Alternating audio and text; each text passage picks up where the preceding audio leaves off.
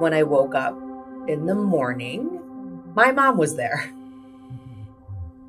My mom and brother were there. And I said, Mom, what are you doing here? And she was like, oh, well, we just are, we got concerned. A fearful moment of confusion. When the reality of what seems to be a mundane injury becomes the nightmare every parent fears most.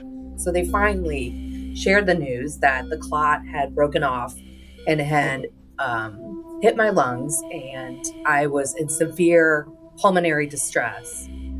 How do you maintain your composure at the precipice where the next several minutes will decide the fate of everything you know to be true, everything you love? And they had called my parents in the middle of the night to tell them that I was going to die. And if they wanted to say goodbye, that they had to come out right at that moment.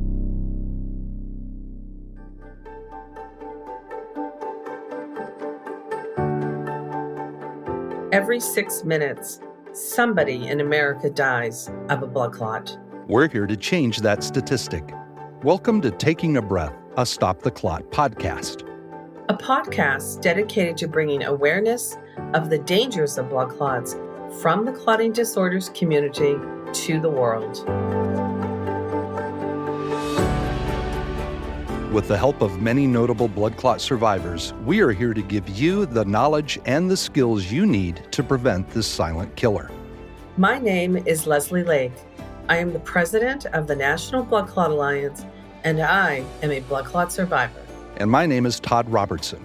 I'm the patient engagement liaison for the National Blood Clot Alliance, and I am a 6-time blood clot survivor. And we're here to stop the clot.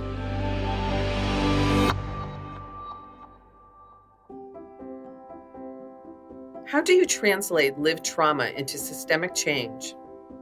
Our guest today is no stranger to the notion that activism, through lived experiences, breathes life into the changed realities of tomorrow. As a senior policy advisor, public health advocate, and managing director at Minat Health, today's guest is changing the way policymakers and the general public view, discuss, and treat blood clots. Please join me in welcoming the groundbreaking Heide Bajnrauh. I'm Heide Bajnrauh. I am a managing director at Minat Health. I am a blood clot survivor, actually several blood clots, as well as several PEs over the course of my life. So I was a fabulous, excited, young freshman in college at Arizona State University. I had been complaining about a pain in my leg for several weeks, but given that I was 19, very healthy, very athletic, I just assumed that I had pulled a muscle or I had done something to injure myself in the course of playing, tennis and soccer and other types of sports, walking on campus. It's Arizona. We were outside all the time. The weather was gorgeous. It was April. I lived in a dorm. I lived in Manzanita, which is a large dormitory at Arizona State University. I had 7 other roommates. We had our own hallway, and they had heard me complaining about my leg. But again, everyone just assumed I, pulled something or was whining, complaining, etc. I woke up in the middle of the night in excruciating pain and was so thirsty, and it's a dormitory, so I had to walk out of my room to find a drinking fountain. And I remember going out into the hallway, and one of my roommates had been standing in the hallway and just remarked, "Oh my God, what is wrong with your leg?" And I was like, what? And I looked. My leg was 3 times the size it should be, swollen and purple. And I was like, whew, well, this is not good. There was only one of my roommates who had a car, and we didn't even think about calling an ambulance or doing anything like that. I remember banging on her door, her getting up and asking what was going on, and looked at my leg and was like, holy moly, what's happening? And I was like, I don't know. So she's like, let's get in the car and we're going to go to the hospital. All the roommates were piled up in the car. And I just was like, God, she was speeding and we were all like a sack of potatoes, like woo, falling from one side to the other. And she was driving to downtown Phoenix and we had gone into the emergency room. Of course, 6 girls screaming, help her, help her. So obviously causing a scene when we came in. The emergency room, nurse and everybody came and said, oh gosh, swollen leg. Right away, go and see an OBGYN. You must be pregnant. And I was like, I'm not pregnant. And they're like, you must be pregnant. I was like, I'm not pregnant. And they're like, you're a college student. You must be pregnant. I was like, I don't know what this has to do with my leg. So I had to undergo an OBGYN exam. And I was in a lot of pain in my leg. So after that, they confirmed I was not pregnant. And I was sitting in the room and the doctors really didn't know what to do with me or us. Because like I said, it was a lot of girls in the room causing a ruckus, laughing, joking. And a doctor came in and he said, ladies, you must calm down. This is a hospital. It's an emergency room. People are in serious trouble here. And I remember him glancing at me and my leg and he said, oh, blood clot. That sucks for you. And walked out. And we were all like, oh my gosh. So they all ran out. They're like, wait. They're like, they're still trying to figure out what's wrong with her. Like, you think it's a blood clot? And he came in and he said, yes, this is a blood clot. Who is your doctor? So he helped sort of manage and triage me through. And they admitted me into the hospital. I felt, fine, except for the leg, which was, swollen. They immediately put me on blood thinners and had run a bunch of tests. And my parents called and they said, should we come out to Arizona? And I said, no, because I feel okay. And the doctors are like, yeah, it's a blood clot. She's stable. And my parents were in Chicago. And I was like, oh gosh, thinking, I was like, I didn't want them to have to jump on a plane and come out. Interestingly enough, my father had suffered a blood clot 2 years prior to that. So my dad was like, who was in his 40s at the time, was like, oh gosh, Heidi, it will be fine. You just sit in a hospital bed for 7 days while they put you on this blood thinner through IV. And you can't really get up and move much, but you'll be out in 7 days, which is what happened to him. And I was like, well, that's true. And he was fine. And I was like, okay, I'll just stay in the hospital. Plus we had family friends, as well as all my roommates. So my mom's like, you're in pretty good hands. A few nights later, I was in the hospital bed and started experiencing severe chest pain and couldn't breathe, breathe in. Not necessarily couldn't breathe, but just take that breath in. And I felt a little bit like I was drowning. So my roommate went out and got a nurse and said, she doesn't look right and she's complaining about chest pain. So I was like, to my roommate, I was like, I'm fine. I'm probably really tired. Because again, lots of people streaming in and out of my room, lots of friends, I must be really tired. So she was like, okay, so she left. And I was just sort of sitting there and they came in and they gave me the most painful test that I can still remember, a blood gas test, which I don't even know if they do anymore. They inserted this horrific needle into my wrist. And they were like, okay, we'll be back. And I was like, okay. So then all of a sudden, this man came into my room and just packed me up. And I was like, I was like, where are we going? And he's like, well, we're just taking you somewhere else. And I was like, okay. Well, I was like, I need to let my roommates know that I won't be in my room. And he's like, no, don't worry about anything. We're just taking you somewhere else. And I was like, okay. So we ended up in ICU. And I was like, gosh, I didn't quite understand what was happening.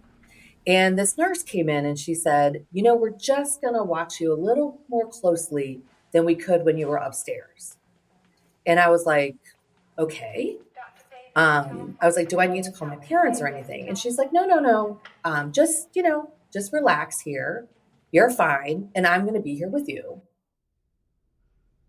So, of course, I was a little nervous. The nurse would come in every, 10 minutes and just sit with me. And she would ask questions like, what was I studying? What I wanted to be when I grew up? How I was feeling. And she just kept telling me to go to sleep. Like, just relax, go to sleep, you'll be fine. You'll be fine. And I was like, okay, well, when anyone tells you to do anything, you right away don't want to do that. Then I started getting very concerned. But then I was like, okay, well, I'm in ICU. I'm sure everything will be fine. So I finally fell asleep. And when I woke up in the morning, my mom was there. My mom and brother were there. And my brother was little at the time. Ooh, sorry. I had forgotten that until just this moment. And I said, Mom, what are you doing here? And she was like, oh, well, we just are, we got concerned. And so we came out from Chicago. They had chartered a plane. And I was like, God, that seems awfully extreme. So then the doctor came in and he was like, we're actively monitoring you and we think you're going to be okay. And I was like, well, everybody keeps telling me that we're going to be okay. Like, what is going on? So they finally shared the news that the clot had broken off and had hit my lungs, and I was in severe pulmonary distress. This was in the 90s, so there wasn't any blood clot removal devices or anything like that. So I just had to sort of make it through. And they had called my parents in the middle of the night to tell them that I was going to die. And if they wanted to say goodbye, that they had to come out right at that moment.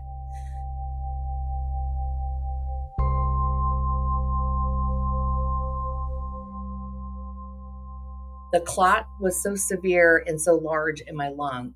The only action they could take surgically was this horrific, old-timey pulmonectomy. They were going to have to cut my chest open. And because I had already been on a blood thinner for so many days before that they didn't think that I would survive, that I would, one, the likelihood of them being able to remove the clot was very slim. And two, that I wouldn't wake up from the surgery. So they had to call my parents to get consent to do the surgery. And in that moment, that's when everyone realized how serious this was. And so the doctor said she may not wake up. And she may not wake up, now in the ICU, which really panicked my family. And my dad, he was so heartbroken. My dad and I are very close. He couldn't even come because he was like, I can't even see Dad. So he stayed home. And that's why my brother came to, be with my mom. But he was like 11 or 12 at the time. So probably very, very frightening for them. But I'm glad that they waited and, because I obviously did make it. I'm glad they didn't rush me into surgery that night. And I certainly didn't appreciate being left in the complete dark about it. I didn't even know that the clot could go into my lungs. To be honest, they never told me to even watch for those symptoms. So, and of course, my roommates were very upset because they all got sent home. And, they were like, here I was all alone with this very kind nurse who did sit with me. But again, she didn't tell me what was going on either.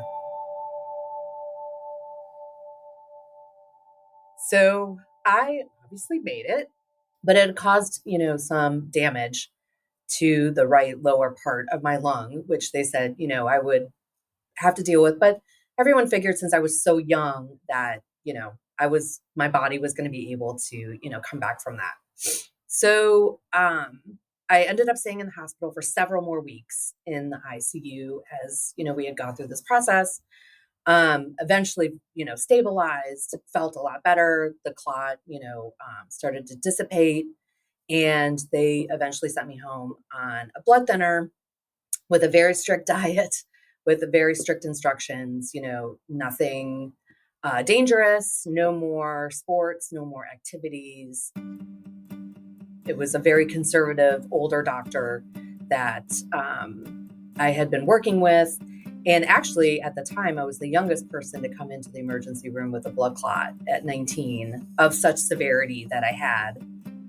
It was, life-changing, no drinking. Here I was, 19 at, a college, my whole life ahead of me. And then certainly started learning along the way, things that I could do and I couldn't do based on, where I was with my, fitness level and, my recovery.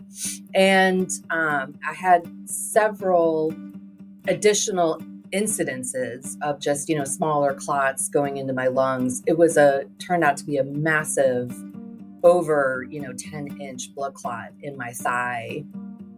And it was just constantly breaking off and like throwing off clots and stuff like that. So I had compression stockings, which was, super sexy at 19, walking around college campus. Really brought the boys to the yard, let me tell you. I learned to live with it and learned to live with the signs and knew, when to go to the doctor and get tests and things like that. And it turned out that, I had gotten the blood clot because I had started birth control when I started college. And that with my dad and him having a blood clot, at the time they didn't truly know all the genetics, but they just assumed there was some familial history. And so they were like, no more birth control after that. I wish that I had had more resources available to me and had spoken to more doctors about the IVC filter, blood clots, how to manage the signs and symptoms, because I just followed along what the doctors told me to do. And I do believe that it has been to my detriment health-wise when it comes to blood clots.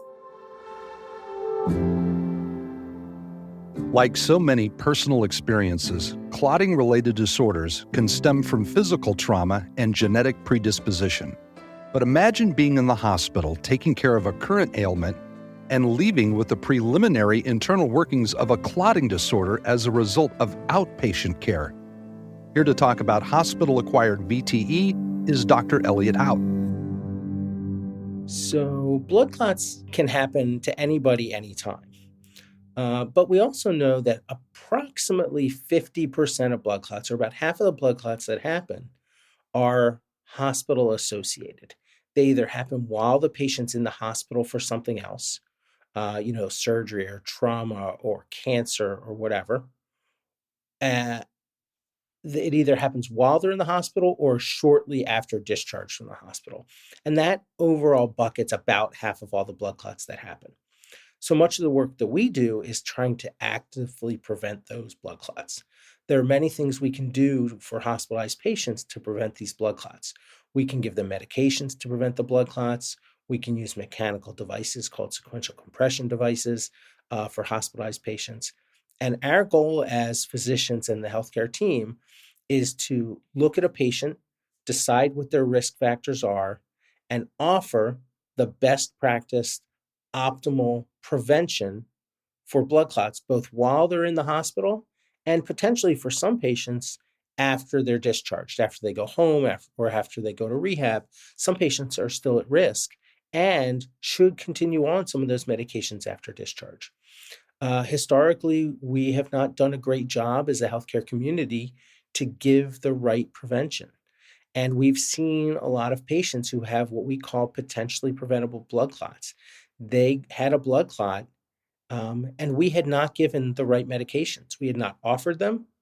And sometimes, in some cases, the patients had refused these medications because they hadn't really been educated on how critically important these medications are. So I think the first thing we need to do is we need to risk assess every patient.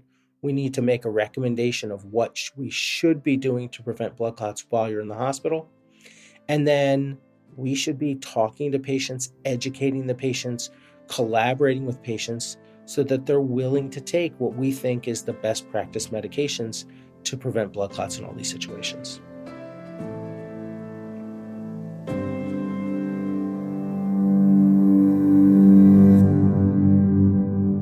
Throughout my career, I have focused on healthcare. I work on a lot of innovative technologies, having them come to market.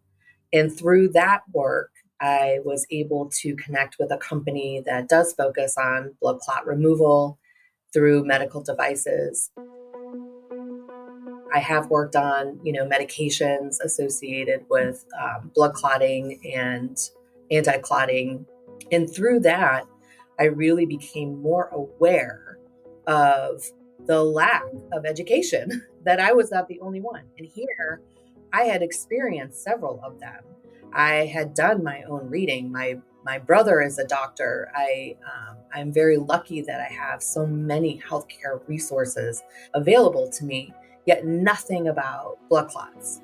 So through this relationship with the medical device company, I met Leslie Lake, who heads the National Blood Clot Alliance, whom I didn't even know existed. I am a multi-blood clot survivor, and I myself, who advocates in Washington, D.C., was not even aware that there was a voluntary patient group that focused on blood clot education and awareness. So I immediately reached out to Leslie and said, I would love to work together.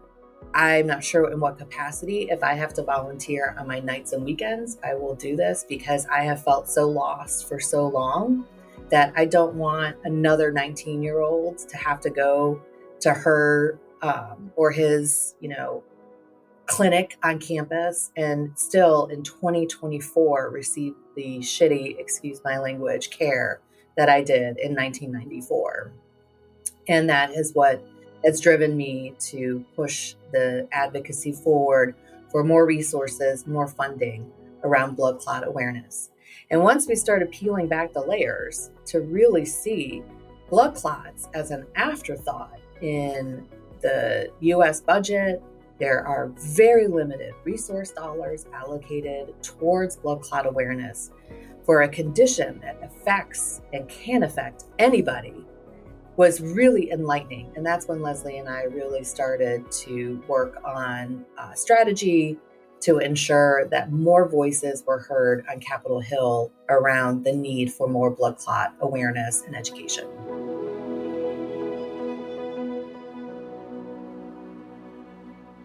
Heidi, thank you for joining us today. You have opened up this incredibly huge door for NBCA called Advocacy. And it's the first time that we've had an opportunity to really advocate in DC and beyond. And this really happened because of all of the help that you've given to NBCA. So thank you for that. One of the things that I wanted to talk to you about is we all have our individual stories about what has happened to us vis-a-vis blood clots. I'm a blood clot survivor. You're a blood clot survivor. Todd's a blood clot survivor. And people think that their individual voice doesn't matter because they're one of. And so if you're talking, people are going to be listening to this podcast. What do you say to all of those folks that have been impacted, either have had a blood clot or a family member that has been impacted, or even a clinician? How can they lend their voice? Like, how do you manage the DC process? Leslie, everyone's voice is so important. And that is the founding of our government, is based on the ability to communicate with our federal, leaders, our local community leaders as to what resources are needed in a community. And, there are several other diseases out there, and everybody has been touched by something, sure. And these diseases go out and they raise money and they advocate, and they also have the ability to get monies from the federal government through CDC funding or NIH funding or other funding streams.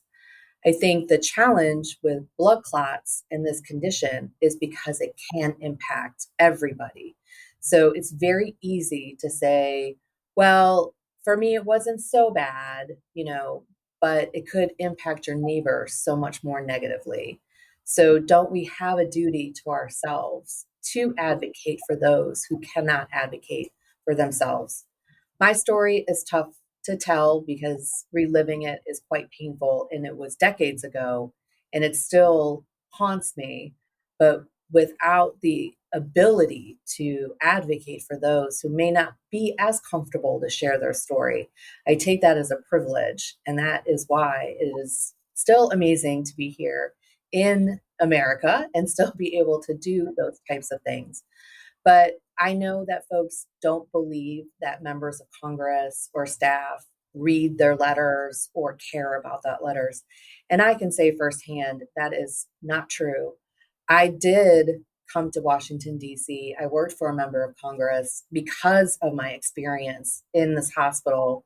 And through that work, have seen how much members do care about their constituents. But they cannot care if they can, they don't receive that information or they don't hear from you. And there is strength in numbers. And that's why the NBCA's work is so important, because it gives you the much needed platform to educate and raise awareness. And it gives those members an opportunity to engage. Thank you. So we're, as you know, we're really trying hard to get the word out and get as many people as involved as possible. So for everybody who's listening to this today, we really do want you to contact your congressperson and, share your story. Come to NBCA, share your story, because as you said, there's strength in numbers and we definitely need those numbers. I want to fast forward to post your experience, your awful experience as a teenager, and fast forward how you were thinking about this as a new mom to be, and how it actually impacted you thinking about having a family, because you really did have such a horrific experience. And any thoughts to share with people there, because we do hear from a lot of women in particular who either they're factor V Leiden or they've had a blood clotting experience and they're really nervous about starting a family because it is pregnancy and post-pregnancy is a risk. And what would you say to those folks? Yes. And I had a long journey in having my son, whom I adore, who is now 9. And I had a very supportive spouse who understood that children may not have been an option for us. It took a while for me to wrap my head around the fact I would have to get off the Coumadin. I could not get pregnant on Coumadin and inject myself twice a day with Lovenox, which I did for 2 years before I got pregnant. I felt more comfortable in my education and my resources. But funny enough, and I know you and I joke about this before, I found out I was pregnant in the emergency room with a blood clot. So that is how I was told that I was pregnant. I had thought I had just had another clot. Very matter of fact, woke up that morning. I was like, my leg is swollen. It really hurts. I think I have a clot. Turned to my husband. I was like, I'm going to shower and shave because I got to go to the hospital. Get your computer. We're going to the emergency room. And while there, the doctor came in and she said, aren't you so excited? And I said, about my blood clot? Not really. This is like the 6th one. And she said, no, you're pregnant. And I was like, oh my God. But I felt like my entire team knew my history, my OBGYN. I went to a high risk pregnancy specialist with the support of my, OBGYN. So I did feel very supported. I had to go to Georgetown Hospital, which is not known for their maternity ward. But again, being high risk, I was in a facility that was very capable of, handling my condition. I am, again, one of the lucky few that I have a lot of friends in healthcare. I have a lot of resources and access to healthcare, education. And even then, it didn't go smoothly. My labor didn't go smoothly. There was a lot of concern over, whether or not I would bleed out if I had to have an emergency C-section. But in the end, it all worked out for me. But I certainly understand the fear that others have going through this process. But it's really that team of people around that made the difference, and self-advocating. Yeah. Just like having a doula, I swear us blood clot people need like a blood clot doula to sort of go through records and everything and say, these are the levels. This is our INR. This is, what's going to happen, what's not going to happen. Perhaps that's what we should come up with, Leslie, A a new medical business. alert card that's like, here's all my information you need to know as we're going through this medical decision making together. Yeah, so it's so interesting, the comment you made about self-advocating. Like, it sounds easy, but it's really, really hard.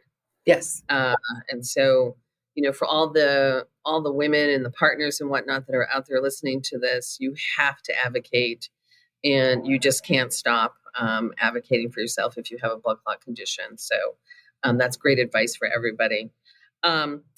So we're headed to DC in early March together. Yay. Yep. We're going to be meeting with a lot of members of Congress, and hopefully good things will happen. Talk to us about what you think will happen. I mean, Washington is really dysfunctional right now. And what would you, Heidi, be happy with coming out of DC?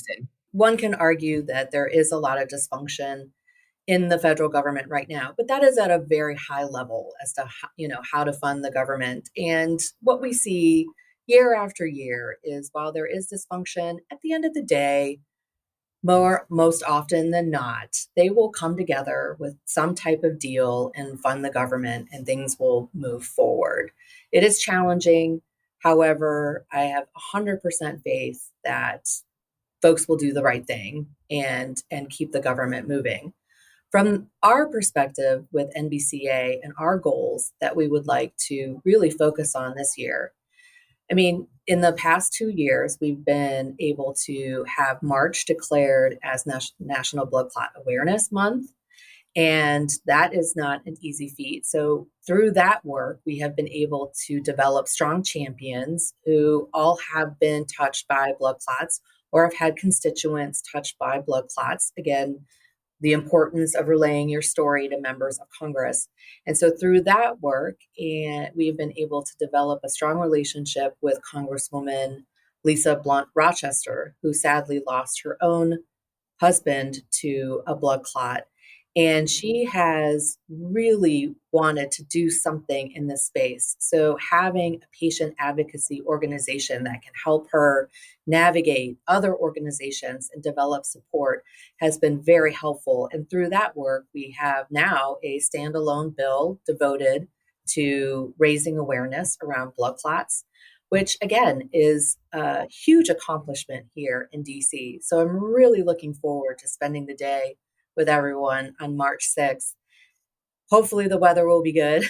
The cherry blossoms may be blooming, to really get more and more members aware of what blood clots mean and how these monies can impact more patient education and awareness.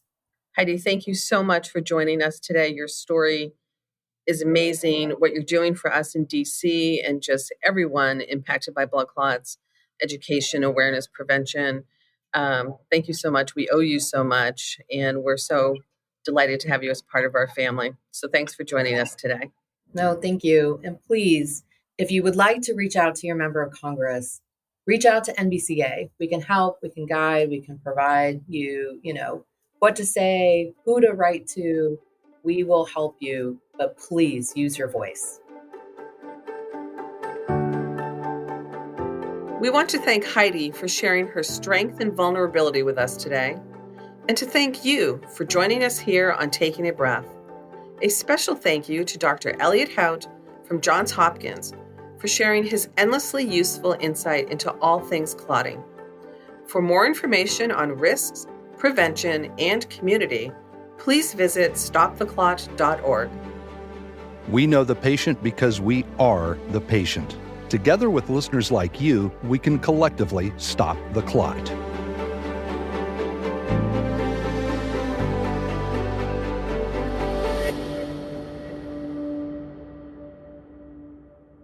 Another Everything Podcast production.